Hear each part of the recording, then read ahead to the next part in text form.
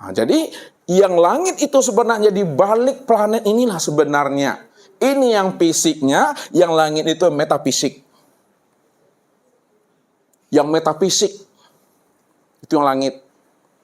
Naik ke atas. Makanya apa Bapak Ibu? Di langit yang pertama ini jumpalah beliau itu dengan ruhaniah Nabi Adam. Sini. Langit yang kedua jumpa dengan ruhani Nabi Isa dan Yahya. Langit ketiga jumpa dengan Yusuf. Keempat Idris.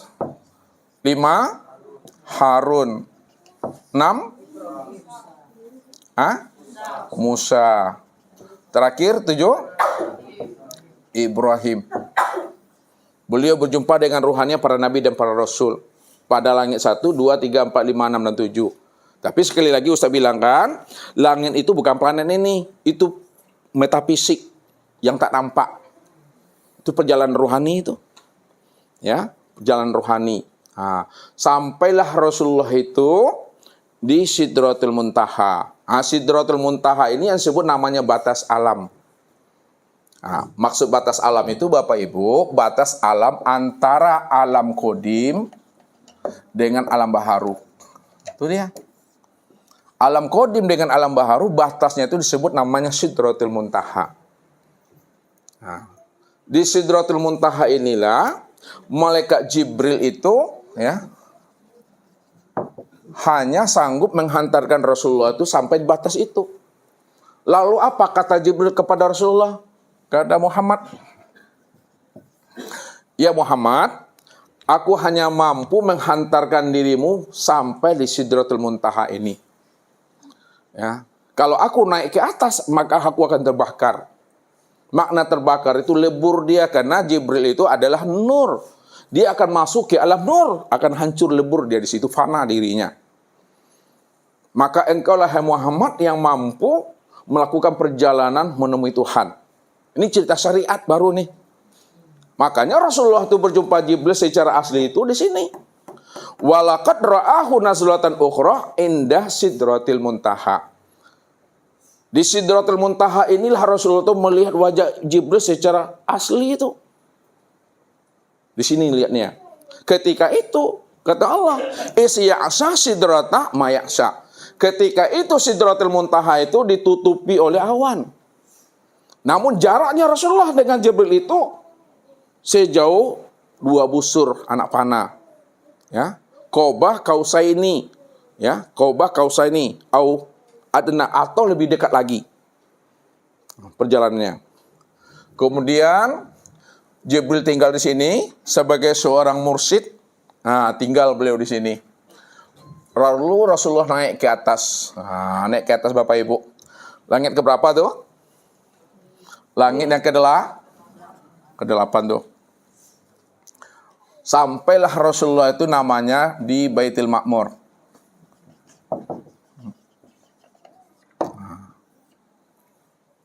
Ketika Rasulullah sudah naik di Baitul Ma'mur Bapak Ibu, rupanya Rasulullah itu sudah ditunggu oleh seorang pemuda. Kaget Rasulullah Bapak Ibu. Saya mengira saya yang lebih dahulu sampai di sini. Rupanya sebelum saya sudah ada seseorang yang menunggu kedatangan aku di sini. Siapa sebenarnya pemuda ini? Apakah beliau ini ada malaikat atau beliau itu adalah manusia sama seperti saya? Ini dalam hati baru. Lalu barulah Rasulullah bertanya, wahai anak muda, siapa engkau sebenarnya? Apakah engkau manusia atau malaikat? Apa kata beliau? Ana basarun mislukum yuha ilayya. Saya Muhammad manusia biasa sama seperti kamu. Aku juga mendapat namanya hidayah dan petunjuk. Saya ini bukan malaikat, saya manusia biasa. Cuma aku juga diberi Allah petunjuk untuk aku. Sama seperti engkau. Lalu apa amalanmu hai anak muda? Yang membuat kamu bisa sampai ke makam Baitul Ma'mur? Saya menyangka saya yang lebih dahulu sampai di sini. Rupanya engkau sudah lebih dahulu menunggu aku di sana. Apa kata pemuda? Wahai Muhammad, ada tiga amalan aku yang aku lakukan. Nah, amalan pemuda tadi yang ingin sampai ke sana. Makanya kalau Bapak Ibu ingin sampai ke sana, Baitul Ma'mur, karena banyak acara, mungkin kita nak melakukan perjalanan ke atas. Nah, lain kali nanti kita melakukan perjalanan. Bisa Bapak Ibu melihat rumah masing-masing. Ya. Nah. Amalan aku yang kulakukan, kata pemuda tadi, yang pertama, lisanku selalu basah karena berzikir kepada Allah. Zikir. Makanya kita Bapak Ibu senantiasa berzikir kepada Allah. Uzkurullaha zikran katsira wasabbihu bukrata wa asila. Hendaklah kita ini selalu berzikir kepada Allah. Qiyaman wa qu'udan wala junubihim. Berdiri, duduk dan berbaring, tetap kita berzikir kepada Allah. Tidak diikat oleh ruang dan waktu. Makanya zikir itu yang tidak diikat oleh ruang dan waktu, itulah yang disebut namanya zikir daimun. Zikir yang tidak ada suara itu, zikir yang tidak ada lafaz itu, ini yang turun naik ini diperhatikan. Itu yang tali Allah itu yang rahasia Tuhan itu Mi'raj. Pernah berhenti itu Bapak Ibu? Tidak. Nah, kalau berhenti, bakape doang. Zikir. Yang kedua kata beliau, yang membuat aku sampai ke sini, hatiku selalu aku gantungkan ke masjid. Hati Bapak Ibu ada digantungkan di masjid? Hati yang digantungkan di masjid ini maksudnya hati yang telah cinta. Hati yang telah rindu, hati yang telah bermanja-manja dengan Allah. Makanya Allah katakan kepada Musa, "Hei Musa, kamu tidak akan pernah bisa sampai kepada aku. Yang bisa sampai kepada aku," kata Allah, adalah orang yang mana hatinya itu telah rindu, sudah ada keinginan yang kuat untuk berlikuk dan bermusyahadah dengan aku. Jadi tanamkan kerinduan dan kecintaan kita Bapak Ibu untuk berlikuk dan berjumpa dengan Allah. Sebab tingginya langit tidak akan pernah mampu mencapai Tuhan itu. Yang bisa mencapai Tuhan adalah langit yang terdekat di dalam diri Bapak Ibu. Langit yang terdekat dalam diri Bapak Ibu itu adalah kolbu, ini hati. Hati itu yang dikatakan langit yang terdekat. Nah, makanya langit yang terdekat pada diri Bapak Ibu itu disebut namanya ruh tadi. Ruh itulah yang dikatakan namanya langit pada diri Bapak Ibu. Kalaulah ruh itu langit, padahal langit itu ada 7 lapis, ada 7 tingkatan, ada 7 makom. Mana yang langit di dalam diri Bapak Ibu yang dikatakan ruh yang 7 lapis itu? Langit yang di dalam diri Bapak Ibu yang dikatakan ruh yang 7 lapis, itu maksudnya adalah sifat 7. Nih, nah. Sama, basar, kalam, ilmu, kudrat, irodat, hayat. Itu yang katakan langit. Siapa si sama, siapa si basar, siapa si kalam, siapa si ilmu, siapa si kudrat, siapa si irodat, siapa si hayat? Adalah Allah. Maka orang yang sudah menembus 7 patala langit, sama basar kalam ilmu kuda irodat, paham dia. Yang si sama itu Allah, yang si basar itu Allah, yang si hayat Allah. Maka di situ dia telah sampai pada makom Sidratul Muntaha itu. Sudah sampai dia pada makom kesadaran yang tertinggi. Kesadaran Tuhan. Sidrat ini artinya sadar. Nih. Sidrat. Muntaha, artinya muntaha itu penghabisan, selesai atau puncak. Kesadaran yang tertinggi, kesadaran yang sudah di puncak. Kalau secara syariat tempat, pahamilah makna secara hakikat, bukan tempat. Sidratul Muntaha itu adalah kesadaran yang ada pada diri kita. Kesadaran yang tertinggi pada diri. Puncak kesadaran itu yang katakan Sidratul Muntaha itu. Makanya orang yang telah mampu mengenali hakikat langit dalam dirinya, sama basar kalam ilmu kuda iroda dan hayat ini, disitulah dia sampai kepada Allah. Karena yang sama itu Allah, yang hayat itu Allah. Maka ini adalah simbolis, inilah kias.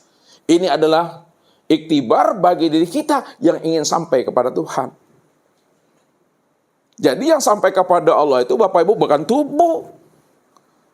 Ya, bukan tubuh. Tapi itu adalah ruhaniyah.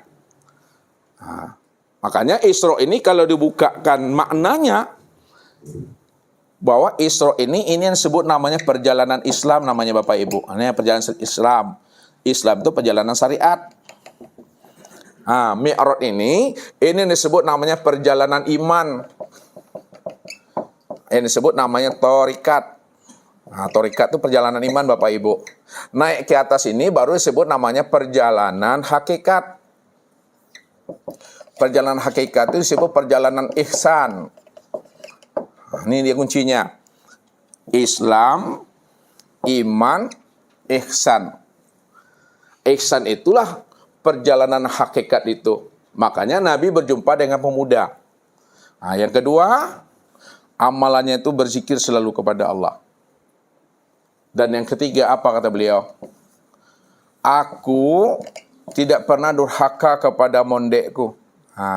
Mondek atau mondek? Ayah ibu, orang tua, ya. Tidak pernah dia durhaka kepada ayah bundanya. Ini. Setelah Rasulullah mendapatkan wejangan, fatwa dan nasihat, ya, bagaimana dia bisa sampai kepada makom Baitul Ma'mur, maka Rasulullah pun naik ke atas. Naik ke atas, sampailah Rasulullah itu Bapak Ibu namanya di Al-Mala'il A'la. Mala'il A'la. Dari Mala'il A'la ini, terus Rasulullah naiknya ke Rafraf. Tembuslah ke Rafraf.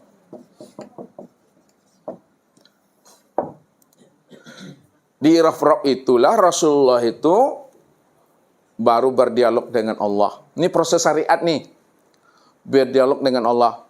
Apa yang pertama kali diucapkan oleh Rasulullah tuh? At-tahiyatul mubarakatus salawatut thayyibatulillah. Apa jawaban Allah? Assalamu alayka warahmatullahi wabarakatuh. Apa kata Nabi? Assalamu alayna wa ala ibadillahi sholihin itu. Berjumpa Rasulullah nih. Tapi apakah Rasulullah berjumpa dengan Allah itu seperti menemui ayah, menemui ibu, menemui teman sahabat? Tidak Bapak Ibu. Jadi Rasulullah itu menemui Allah itu di situ, bukan kita seperti menemui ayah bunda kita. Nabi sampai di situ dilihatnya Allah nggak ada. Dipandangnya di depan, pandangnya belakang, pandang kiri kanan, tak nampak Allah tuh.